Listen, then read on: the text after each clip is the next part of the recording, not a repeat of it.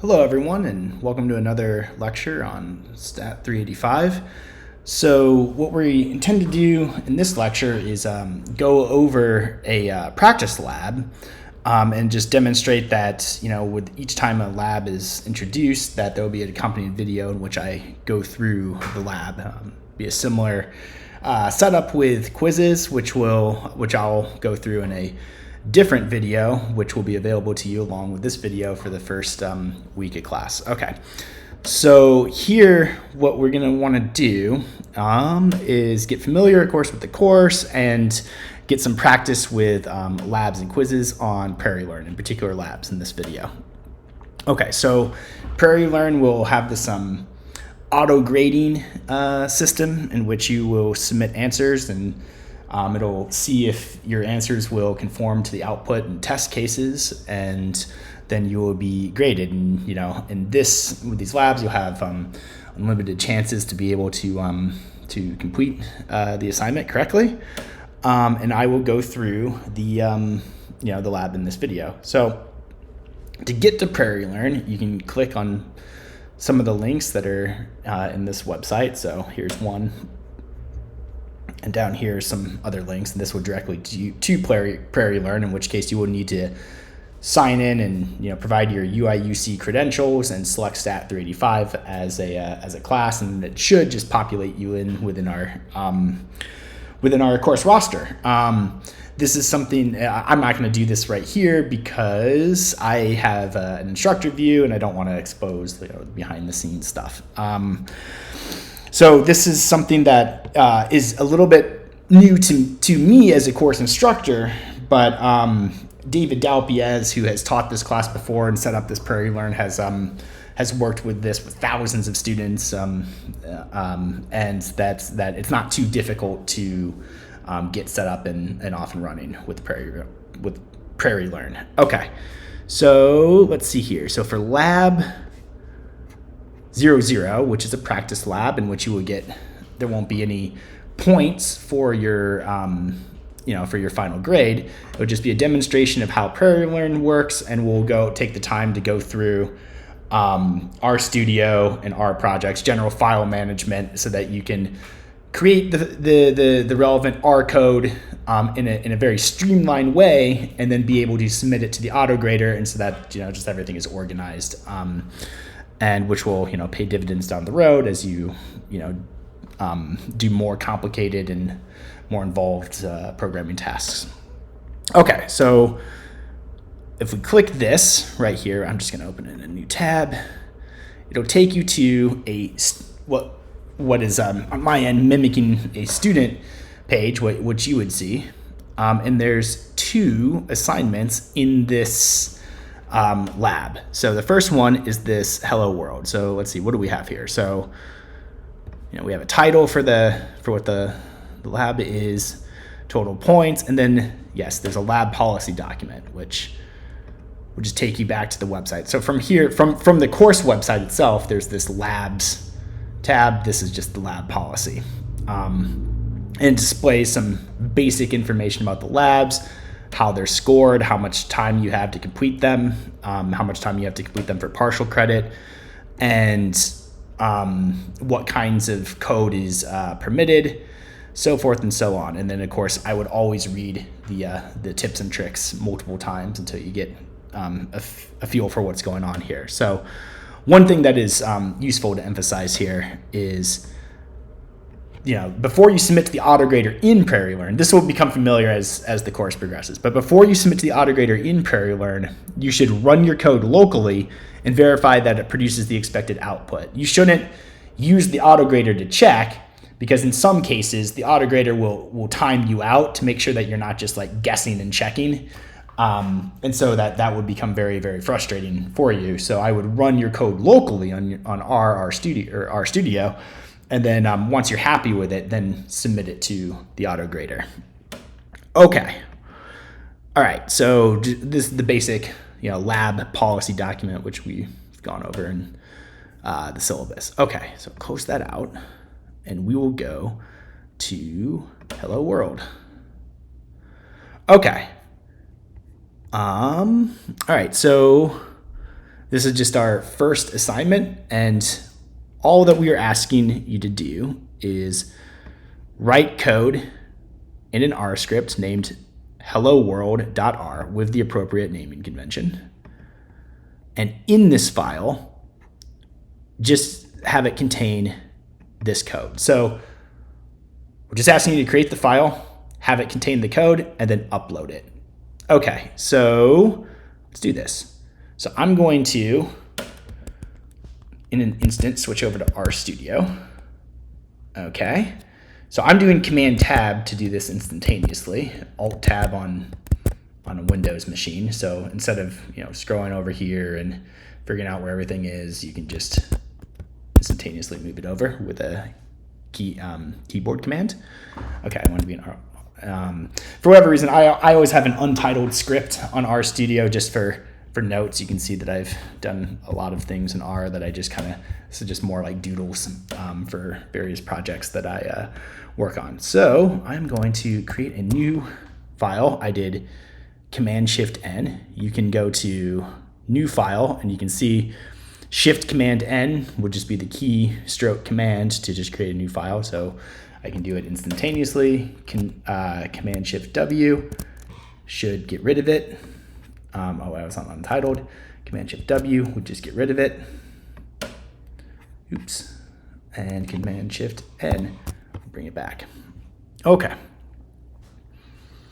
So what do I want to do? I want to, first, I guess, before I copy and everything, I'm going to do basic file posit a basic file organization structure that I think will be benefit for this class. So one thing that's really nice with RStudio is this ability to create an R project. And this can be a way for you to just kind of organize your materials in this class. And it will, first prompt you to create a directory on your computer that will contain the R project. Okay, so let's do this. So you just do new project, new directory, new project, and I'm gonna call it stat385. And you can see here that I'm going to place it on my desktop. All right, so create project.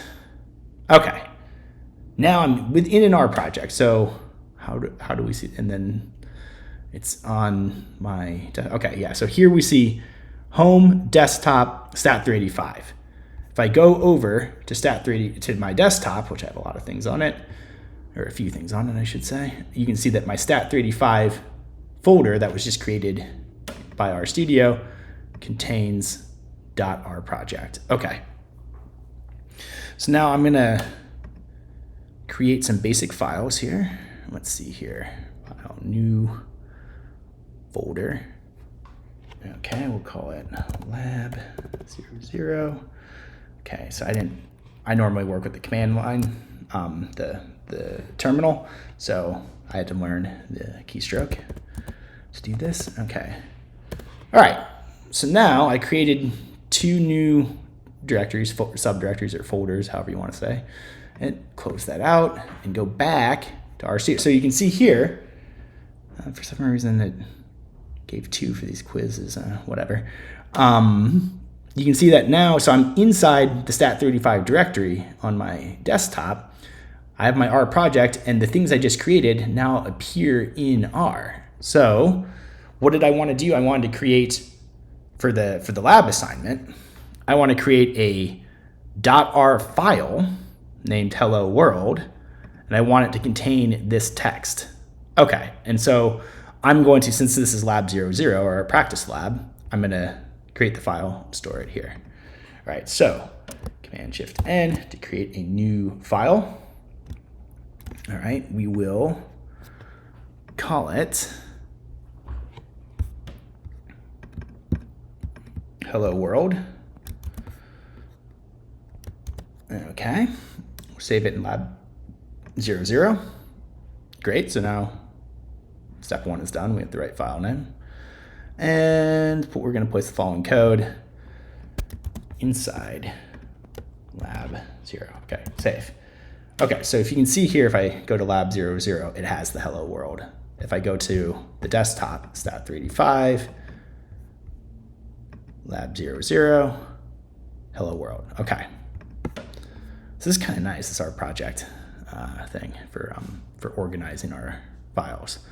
All right. Okay, so I have it. So I can click or drag or upload. The wrong thing. 00, hello world. All right.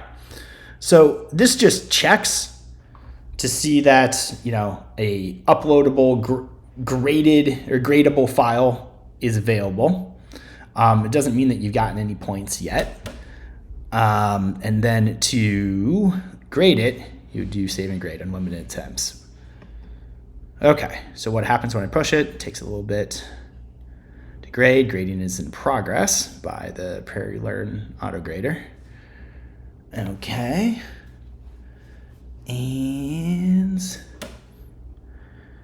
can we grade once every minute? So it's taking a little bit of time. I guess my internet connection is fine. All right, graded. Great. Nice. Okay. All right, so confused why it isn't giving me the points. Give me 1 second.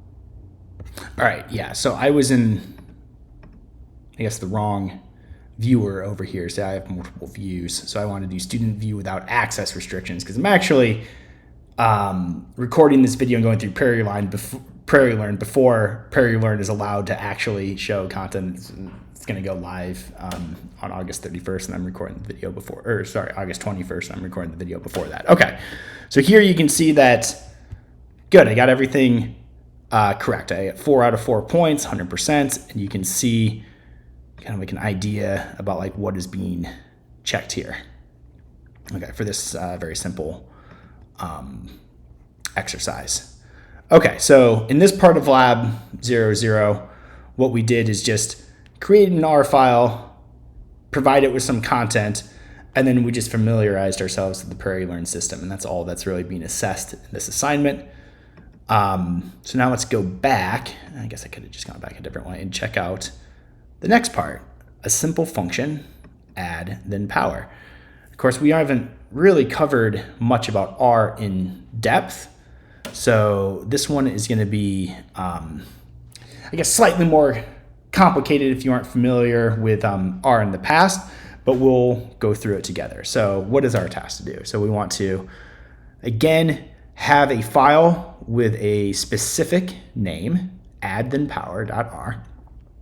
So we are going to create a function in R, which takes as input three arguments, a numeric vector of length 1, or just like a variable, or just 3 quantities that are numerical vectors of length 1. And then the function should return a length 1 vector, just a number here, that stores the result of the calculation a plus b raised to the c power. Okay, so we have to first create the function. And then in addition to writing the function, we want to add the following lines of code to your file, which will run the function with various inputs and store it as results.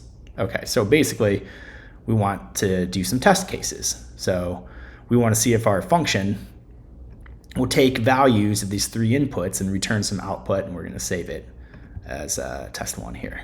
Okay, all right, so let's do this. So we'll go to R. We will create a new file, which we will, what am I doing? Save as. All right, oops, I guess okay, add then power.r. Great. Okay, so we want the function to be named add then power. Okay, add then power equals function A, B, C. All right. Takes on 3 arguments, A, B, and C. It's A plus B raised to the power of C. All right, so A plus B raised to the power c, and we want it to be returned. Okay.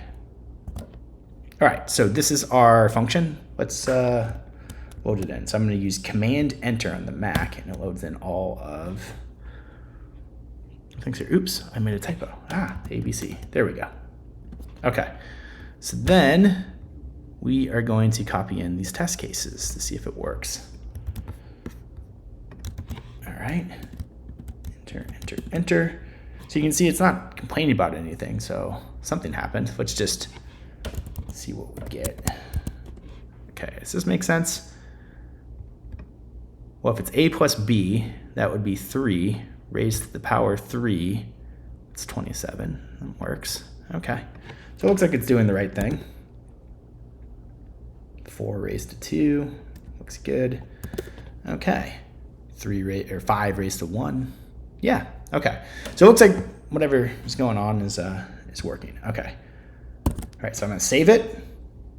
And I saved it in lab 0.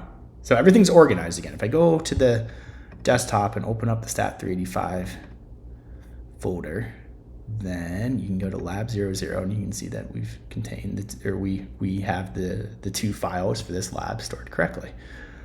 Okay, alternatively, I mean, I like to work with the terminal, and you can cd desktop Stat385, and you can see that everything is there. So, you know, however you like to work, it's up to you. Okay. All right, so let's go to our lab prompt and add then power. Okay, so again, what we have uploaded is a gradable file. It hasn't given us points yet. Let's save and grade.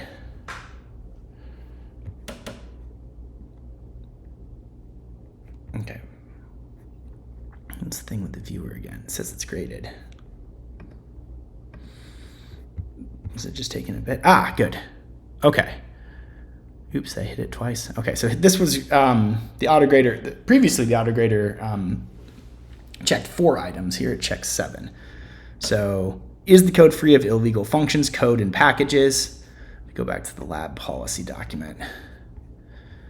See, these are considered illegal. So, yes, it is free of those things. That's great.